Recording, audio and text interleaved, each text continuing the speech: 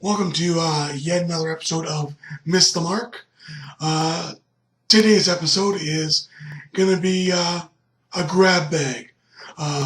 Various random thoughts have been running through my head. I'm going to try and get through 5 random thoughts.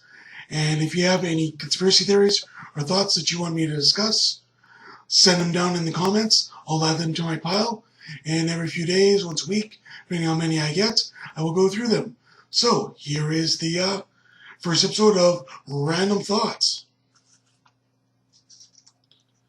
The fourth wall.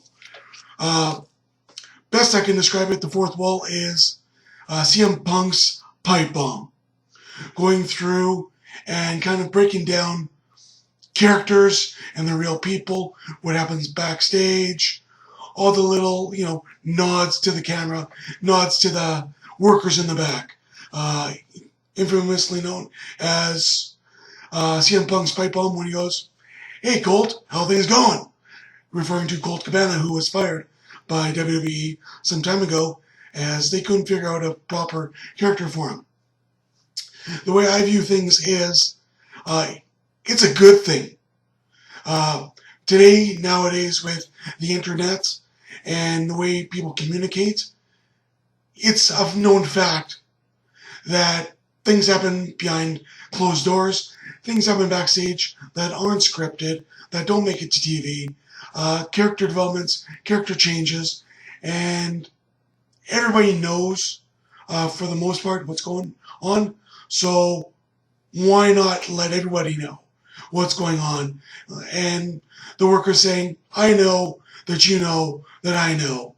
And it just adds to the reality that they are performers. We know what's going on.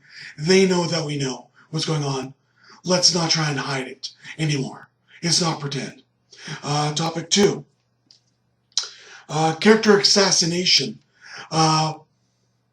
Best I can confirm it with is WCW, Dustin Rhodes, who was Goldust in WWE, WWF, went over to WCW for a second or third time, and they turned him into 7. Almost a Hellraiser type character, floated to the ring. Look it up. You'll admit how bad it was. But what was great about it is, as soon as the music stopped, he completely broke character. Totally assassinated what they created for him. Said, "Look, I'm better than this. The reason why I left WWE was because I didn't want to do Goldust anymore. I'm not going to do this crap." Now, if that was planned as part of the character, that 7 just wasn't going to happen, but let's run with it to add a reality to our character and Dustin Rhodes, for me, it worked out well. Whether it was completely scripted or part of his contract was he had character freedom. If they would have gone with the 7th thing, I think it would have completely destroyed Dustin Rhodes as a worker, and he wouldn't have had the same scope that he had. Topic 3. Does size matter? When I refer to does size matter, back in the 80s and 90s, size was everything. It was all about the giants. Andre the Giant, Undertaker, Kane came in the 90s. Hulk Hogan was a monster. They were the flagship names. Towards as you got further on in the thousands, Bret Hart kind of led that charge. Shawn Michaels. We went back to the Giants in the late thousands with Snitsky, Diesel, the like, where even Batista and Chris Masters, where it was all about size, muscle-bound weightlifters, and the smaller guys with technical skills got shot down. What I'm seeing now in 2010 with Daniel Bryan, CM Punk, Tyson Kidd, Rey Mysterio, I know is on the back end of things. But these skill over size workers, I think, are getting over a lot easier and a lot better than they would have in the past. I don't think size matters anymore.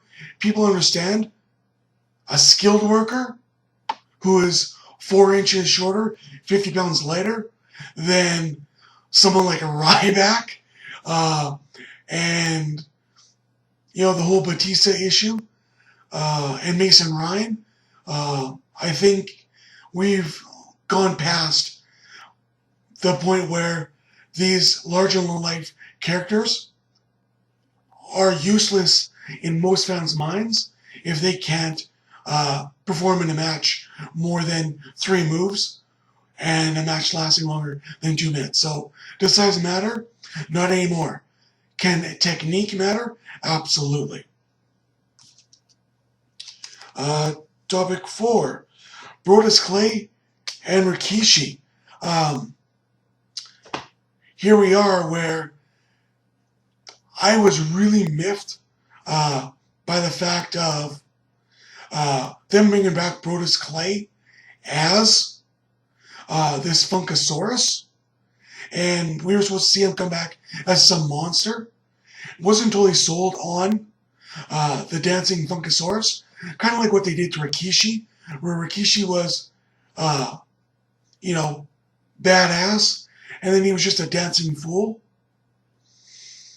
But I think where they've taken it, the same way they took Rikishi, with it's be nice until it's time to stop being nice. He can have his fun, and he can dance, live up to the crowd, but when it's time to get down to business, and you piss him off, he's going to bust some heads. I like where the character is going. Ultimately, I think this is where they need to take him, is have fun with him, and if things go beyond that, then it's time to get angry and continue in that vein, plain and simple.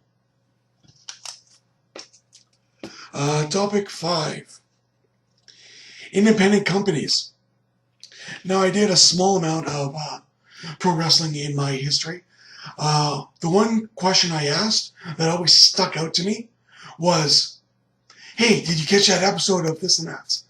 And what the more experienced workers would say is, no, I don't watch wrestling on TV. And I didn't quite understand why until I started watching and performing in the independent circuits, was simply by watching television, you can't help but mimic storylines. What the independents have done, which is very smart, is let's keep ourselves separate and get our own storylines going. Because it's very easy to go, hey, that storyline works in such and such, let's copy it. If people want to see that storyline, they can watch it on TV. They want to see brand new, fresh storylines with fresh, brand new characters. So what the independents are doing right is they're not copying. They're not mimicking. They're trying to avoid duplicating characters or amalgamations of characters. Characters that fail are copies and copycats of WWE and WCW and ECW characters. So that's my random thoughts for this go-around. Went a little longer than I expected, but we'll go from there. Up till then, hope to see you next time on Miss the Mark.